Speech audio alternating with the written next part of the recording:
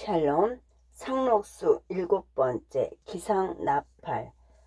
비가 또다시 이틀 동안을 질금질금 오다가 씻은 듯이 개고 날이 번쩍 들었다.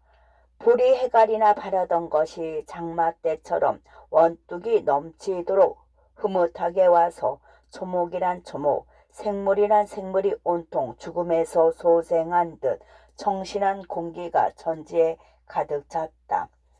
이른 아침 물속에서 낚여 나온 듯이 선명한 태양이 바다 저편에 봉긋이 솟아오를 때 동리 한복판에 두 아름이나 되는 은행나무가 선 언덕 위에서 나팔 소리가 들린다. 도도도도 미도도도 솔도 도미도 미미미미 솔미솔미 도미솔솔도. 세찬 기상 나팔 소리는 황급빛 햇살이 퍼지듯이 비 뒤에 티끌 하나 없는 공기를 찢으며 온 동네의 구석구석에 퍼진다. 배춧빛 노동복을 입은 청년들이 여기저기서 납작한 초가집을 뛰어나오더니 언덕 위로 치닫는다. 나팔 소리가 난 지 5분쯤 되어 그들의 운동장인 잔디밭에는 중년, 청년, 소년 할 것 없이 한 50여 명이나 되는 조기 회원들이 그득 모여 섰다. 학교에서 군사 교련을 받을 때에 곡호수였던 동혁은 힘차게 불던 나팔을 놓고 앞으로 나섰다. 차렷 위로 나란히. 우렁창 호령 소리에 따라 회원들은 이열로 벌려 선다. 하나 둘 셋 넷 둘 둘 셋 넷. 정말 체조가 시작되는 것이다. 동혁이가 서울서 강습을 해가지고 시작한 뒤에 이 체조를 금년까지 줄곧 계속해왔다. 바지 저고리를 퉁퉁이 입은 낯살이나 먹은 사람과 나팔 소리에 어깨바람이 나서 모여든 아이들은 다 각각 제멋대로 팔다리를 놀려서 보기 어색하고 우습기도 하다. 그러나 호랑이라도 두드려 잡음직한 한창 기운의 청년들이 동시에 모청껏 내지르는 고함은 조금 허풍을 친다면 앞산이라도 물러앉을 듯이 기운차다. 15분 동안의 체조를 마치고 동력 하늘을 향해서 산천의 정기를 다 마셔들일 듯이 심호흡을 한 뒤에 청년들은 동그랗게 원을 그리고 서로 손을 잡고 둘러섰다. 이번에는 건배가 한가운데 가 우뚝 나서며 자, 애한가를 부릅시다 하고 뽕나무 막대기를 쥐봉 대신으로 내젓기 시작한다. 이 노래는 동혁이와 건배의 합작으로 청년들의 정신을 통일시키고 활기를 돋구기 위하여 아침마다 체조가 끝나면 부르는 것이다. 그러나 그 곡주가 너무나 애상적이라 템포를 빠르게 해서 짧고 쾌활하게 부른다. 건배에 두 팔이 올라갔다가 허공을 힘차게 가르자 청년들은 정중한 태도로 애한가를 부르기 시작한다. 1절 뭐뭐만과 뭐뭐산이 마르고 닳도록 정들고 아름다운 우리 한국 만세. 비바람이 험긋고 물결은 사나워도 피와 땀을 흘려가며 우리 고향 지키세. 2절 우리들은 가난하고 힘은 아직 약하나 송백같이 정청하고 바위처럼 버티네. 첫 절과 같이 후렴까지 부른 뒤에 자 3절 하고 건배는 더 한층 힘차게 팔을 내젓는다. 3절 한 줌 흙도 움켜쥐고 놓치지 말아라. 이 목숨이 끊기도록 북돋우며 나가세. 날마다 한 번씩 부르는 노래의 것만 이 노래를 지은 사람이나 받아서 합창을 하는 청년들은 아침마다 새로운 흥분을 느낀다. 얼굴에 협조를 띠고 혈조를 띠고 목에 힘줄을 세우며 부르고 난 뒤에도 한참 동안이나 묵묵히 서 있었다. 오늘 아침에는 은행나무에 몸을 반쯤 가리고 서서 이 노래를 듣다가 감격에 흐느끼는 여자가 있었다. 그는 영신이었다. 조기회의가 박하기 전에 동혁은 자 아침 뒤에 우리 공동담 모짜리를 만드세. 한 사람도 빠지면 안 되네 하고 여러 회원에게 일렀다. 건배와 동화는 몇몇 회원과 함께 영신이가 올라서 있는 언덕 뒤로 올라갔다. 회원들은 일찍 일어나셨군요. 안녕히 주무셨습니까? 춥지는 않으셨어요? 하고 번차례로 인사를 한다. 영신은 고개만 숙여 답례를 하고 그 말에는 얼른 대답을 못한다. 아침볕을 눈이 부시도록 온몸에 받으며 눈물 흔적을 보이지 않으려고 바다 저편을 바라다보고 서 있었기 때문이다. 그는 조금 뒤에야 나팔 소리 듣고 뛰어 올라왔어요. 하고 같이 운동을 하고 나서 혈색 좋은 여러 사람의 얼굴을 둘러본다. 미상불 그 노래 잘 지었지요. 답답할 땐 한바탕 부르고 나면 속이 후련하거든요. 건배의 널쩍한 얼굴이 싱글싱글한다. 저 사람은 구랭이 제 몸 추듯 그저 제 자랑을 못해서 그만 걔 무슨 자랑인가 하고 동혁은 빈잔을 준다. 건배는 그럼 나는 다른 건 몰라도 정석골의 애연가 같은 노래를 부르는 조예야 있겠나 하고 미소를 띤 영신의 얼굴을 슬쩍 흘겨본다. 우린 아침마다 기도회가 있어요. 찬송가도 부르고요. 촌 여자들이 제각기 작곡을 해가며 부르는 찬미야말로 들을만하죠. 하고 영신은 앞을 서서 언덕을 내려오는데 건배가 동혁의 옆구리를 쿡 찌르며 무어라 귓속말을 하더니 최 선생 조반을 우리 집에 가서 잡수십시다 하고는 앞장을 서서 휘적휘적 내려간다. 영신은 처음에는 사양을 하다가 고맙습니다 하고 동혁이와 나란히 서서 풀밭에 아침 이슬을 밟으며 내려온다. 형의 뒤를 따르던 동화는 다른 동지들을 어깨로 떠밀며 여보게 우리들은 빠질 차례일세 하고는 저의 집 쪽으로 불평스러이 발꿈치를 획 돌린다. 건배는 영신을 돌아다 보며 우리 집 옆편네는요 보통학교 하나는 명색 졸업이라고 해서 아주 맹문이는 아니죠. 농촌 운동이 어떤 거라고 일러주면 말귀는 어둡지 않아서 곧잘 알아듣거든요. 하지만 새끼를 셋이나 영국포 쏘아 놓았더니 이젠 쭈꾸렁 바가지가 다 됐어요 하고 슬그머니 옆편에 칭찬을 한다. 저 사람은 마누라 자랑을 못하면 몸살이 나는 거야. 동혁이가 또 놀리니까 건배는 자네 같은 엿장수 늙은 총각이라는 뜻. 자네 같은 엿장수가 뭘 안다고 말창견인가 하고 영신을 돌아다 보면서 저 사람 혼인국수 얻어 먹으려다가 허기가 져서 죽겠어요 하고 나서 동혁에게 눈 하나를 찔끗이 보인다. 동혁은 에이 이 사람 하고 호령이나 하는 듯한 표정을 지으며 건배를 노려본다. 건배는 납작한 도담집 앞까지 와서 이게 명세 우리 집인데요. 나 같은 김북이 키 크기로 유명한 사람 김북이 사촌쯤 되는 사람은 이마 바지하기가 똑 알맞지요. 하지만 남을 먹고 물 마시고 팔을 베고 누웠어도 낙이 다 개 입구게 있거든 하더니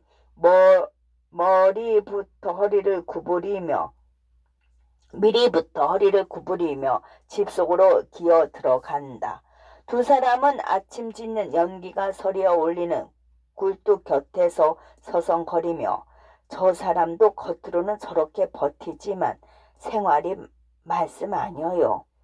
교원 노릇을 하다가 쫓겨난 뒤에 화가 난다고 만주로 시베리아로 돌아댕기며 바람을 잡느라고 논마지기나 좋아하던 걸 막금 팔어 없앴는데 냉수를 먹고 이를 쑤시면서도 궁한 소린 당최 안 하거든요. 산전수전 다 겪어서 속이 탁 터진 개지요. 아무튼 미안한데요 하는데 젖먹이를 들쳐 업은 건배의 아내가 행주치마에 손을 문지르며 나오더니 어서 들어오세요. 이 누추한 집에 귀한 손님이 어떻게 들어오시나 하고 친정부지나 되는 것처럼 영신을 반가이 맞아들인다. 고생살이에 찌들은 그의 얼굴에는 잣달한 주름살이 수없이 잡혔고 건부를 뒤집어 쓰고 불을 떼다가 나와서 머리는 부스스하게 일어섰는데 남편만 못지않게 너름새가 좋다. 온 천만의 말씀을 다 하세요. 이렇게 불시에 와 뵙게 돼서 여간 미안하지 않는데요. 하고 영신이가 막살임은 안으로 들어서는데 벼랑간 건배가 미쳐 난 사람처럼 작대기를 휘두르며 뛰어나온다. 건배가 놓여나간 닭을 잡으려고 작대기를 들고 논틀밭틀로 껑충껑충 뛰어다니는 광경은 혼자 보기 아까웠다. 그는 닭을 잡아가지고 헐레벌떡거리며 들어오더니 이거 우리 아버지 제사 때 잡으려는 씨암탉인데 우리가 청석골 가면 송아지 한 마리를 잡으셔야 합니다. 이거 믿기니까? 하고 생을 내고 나서 푸덕거리는 대도 흰털을 풍기는 닭의 모가지를 바짝 비틀어 바닥에다 던지고는 손을 탁탁 털며 방으로 들어온다. 수란을 들고 닭고기를 볶고 하여서 세 사람은 아침을 맛있게 먹었다. 사실 영신은 상일까지도 힘이 붙이도록 했거니와 돈 한 푼이라도 적게 쓰려고 지나치게 악의악식을 하고 지냈다. 그래서 한참 나이에 영양이 대단히 부족되어 건강을 상한 것이었다. 영신은 밥상으로 달려드는 두 어린 것에게 닭의 다리를 하나씩 물려주고는 오늘이 내 생일인가 봐요 하고 잠시 고향의 어머니 생각을 하였다. 그만 이리 들어오세요. 어서요. 하고 영신은 건배의 아내를 자꾸만 끌어들이려고 하건만 그는 동혁이가 수스러운지 부엌 시중을 할 사람이 있어야죠 하고 핑계로 들어오지를 않는다. 영신은 말머리를 돌려 그런데 공동답은 어떻게 하시는 거예요? 하고 묻는다. 그 말에 선전 부장이 잠자코 있을 리 없다.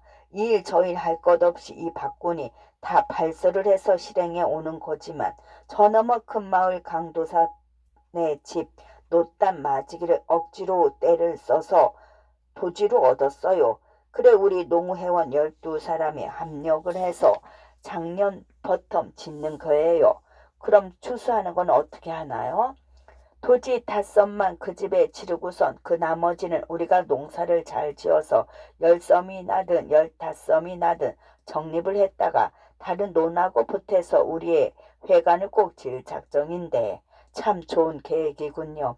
우선 청석골도 강습소 겸 공회당처럼 쓸 회관을 시급히 지어야 할 텐데 당초에 예산이 서질 않아요. 지금 임시로 빌려 쓰는 예배당은 워낙 협착한 데다가 주일날하고 3일날 저녁은 쓰지 못하니까 여간 불편하지가 않아서 이번엔 좀 쉬었다가 가서 억지로라도 집 한 채를 얽어볼 작정이에요. 동혁은 구수한 보리밥 숭늉을 훌훌 마시고 앉았다가 회관을 짓는데 그다지 시급할 게 같지 않지만 회원들이 무시로 모여서 신문 잡지나 돌려보며 무슨 일이든지 서로 의논해 하려면 아무래도 집회할 장소가 필요하겠어요. 양만 해도 사철 한 데서 할 수는 없으니까요. 하고는 눈을 아래로 깔고 무엇인지 생각하더니 하지만 공동답을 짓거나 또는 이용조합을 만들어 씨앗을 일용품으로 싸게 사다가 쓰거나 하다못해 이발조합 같은 것을 만들고 우리가 술 담배를 끊고 그 전략한 돈을 저축하는 것은 반드시 회관 하나를 짓기 위한 게 아니지요. 그럼 일테면 어느 비상식에 한몫 쓰려는 건가요? 아니요. 우린 언제나 비상시를 당하고 있을 때니까 우선 조그만 일이라도 여러 사람이 한몸 한뜻이 돼서 직접 벗어 붙이고 나서서 일을 하는데 정신적으로 동의를 얻고 또는 육체적으로 단련을 받으려는 데 있어요. 무엇 버텀도 우리한테 단결력이 부족하니까요. 제각기 뿔뿔이 헤어져서 눈앞에 뵈는 조그만 이익을 위해서 다투는 겉버텀은 그렇게 팔다리를 따로따로 놀리지 말고서 너나 할 것 없이 한 몸뚱이로 단단히 뭉쳐서 그 뭉친 덩어리가 큼직하게 움직이는 것이 얼마나 위력이 있다는 것과 모든 일에 능률이 올라가는 것 또는 땀을 흘리면서도 유쾌하게 일할 수 있다는 것을 실질로 체험을 해서 그 이치를 자연히 터득하도록 훈련을 시키는 데 있지요.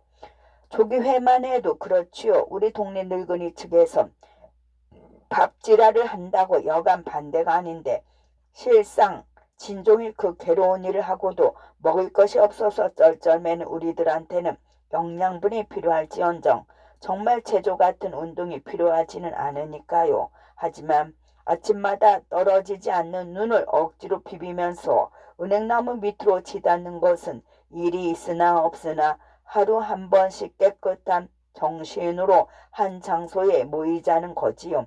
그 모인다는 거, 그 사람의 호령 아래서 여러 사람의 몸이 똑같이 움직이고 한맘 한뜻으로 애환가를 부르는 데서 우리가 살아있다는 의식을 찾고 용기를 회복하려는 거예요. 동혁은 고개만 끄덕이며 듣는 영신의 얼굴에서 나도 동감이야요 하는 표정을 보고 말 구절마다 힘을 들인다. 건배는 물론 영신이도 매우 긴장한 태도로 무엇보다도 단결이 필요하다는 말을 되풀이하고 식전에 느낀 감상을 이야기하는데 동화가 와서 문 밖에서 헛기침을 kakak 하더니 형님 회원들이 벌써 매서 기다리고 있수 하고 나오기를 재촉한다.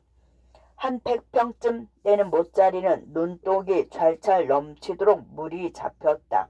가벼운 아침바람에 주름이 잡히는 잔물결을 헤치며 지렁이는 쟁기를 끊고 소를 몰아 갈기를 시작한다.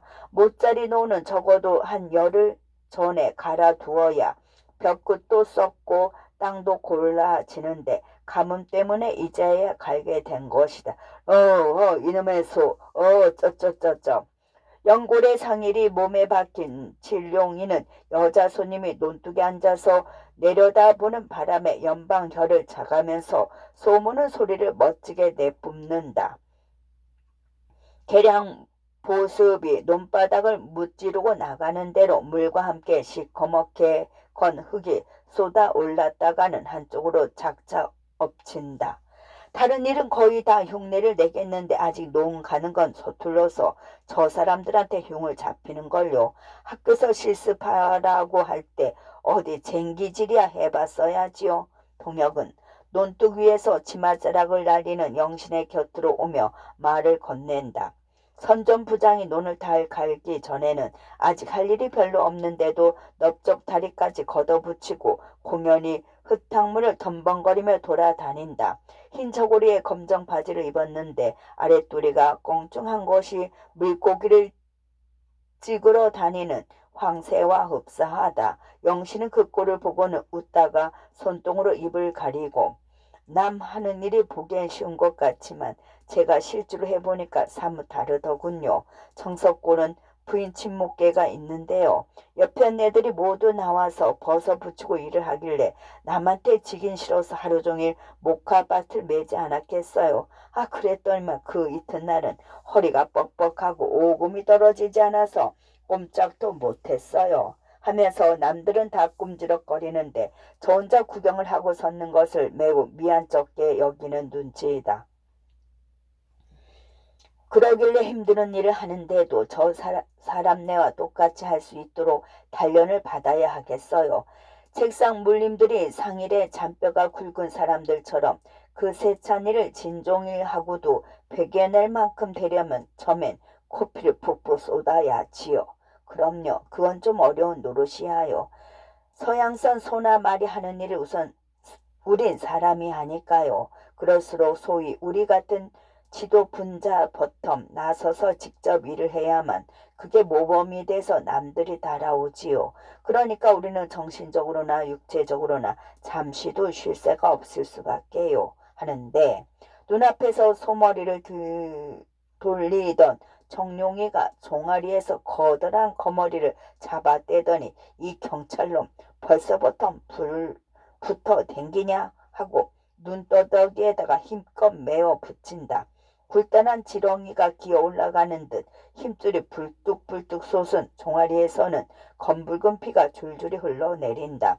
영신은 짖지도 않고 내버려두는 그 피를 바라보다가 서울 백선생이 멀쑥한 양장에 비단 양말을 신고 학교 실습장으로 나돌아다니던 것을 연상하였다. 팔이라도 낙성을 한 듯이 매끈했던 그 종아리와 거머리에서 빨려 눈물을 시뻘겋게 물들이는 정룡의 종아리. 그러고 말고요. 지도자라고 무슨 감독이나 십장처럼 힘든 일은 남에게 시키고서 뻔뻔스레 놀고 먹으려는 건 아니니까요. 남녀의 구별거정도 없이 다 함께 덤벼들어서 일을 해야지요.